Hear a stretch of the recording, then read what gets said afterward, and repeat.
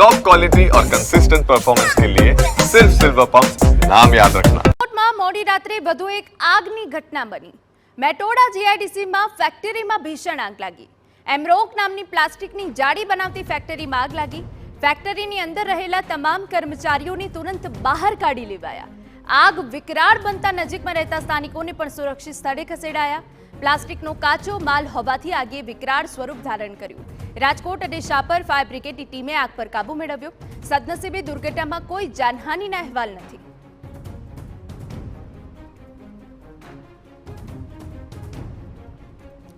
તો આગે વિકરાળ બનતા નજીકના જે સ્થાનિકો છે તેમને પણ સુરક્ષિત સ્થળે ખસેડવાનો આદેશ અપાયો હતો।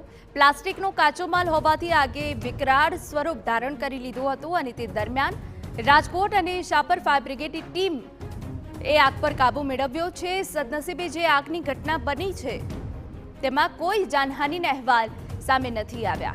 જો કે આપને જણાવી દે મોડી રાત્રે આગ લાગી હતી અને આગ એટલી પ્રસરી હતી કે નજીકના જે સ્થાનિકો છે તેમને પણ સુરક્ષિત સ્થળે ખસેડવામાં આવ્યા।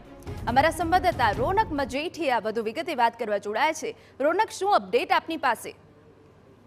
જી ને આપને જણાવી દઈએ કે આજથી બરાબર 1 વર્ષ પહેલા એટલે કે 25 મે 2024 રોજ પણ ટીઆરપી ગેમ ઝોન અગ્નિકાંડ બન્યો હતો અને 27 લોકોએ જીવ ગુમાવ્યા હતા।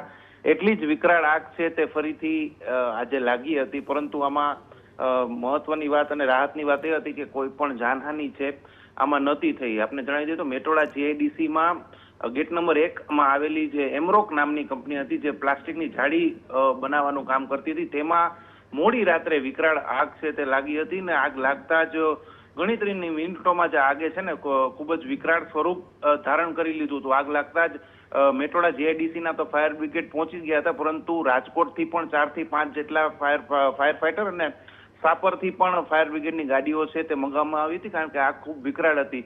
તેમ છતાં આટલી બધી ફાયર ફાઈટરો છતાં આખી રાત જે છે પાણીનો મારો ચલાવવામાં આવ્યો હતો ને ત્યારબાદ છે તે આ આગ છે તે કાબુમાં આવી હતી। આગમાં સંપૂર્ણ ફેક્ટરી છે તે બળીને ખાક થઈ ચૂકી છે ને કોઈ પણ જાતનું તે ફેક્ટરીમાં કંઈ બચ્યું નથી તે પ્રકારની સ્થિતિ છે તે થઈ છે। આ એક ફેક્ટરીની અંદર પ્લાસ્ટિકનું મટીરિયલ હોવાથી આગ ખૂબ વિકરાળ બની હતી ને આજુબાજુના લોકોને પણ ત્યાંથી હટાવવામાં આવ્યા હતા, પરંતુ સૌથી રાહતની વાત એ છે કે આ આગ પર કાબુ મેળવાઈ ગયો છે ને કોઈ પણ પ્રકારની જાનહાનિ આમાં જોવા નથી મળી।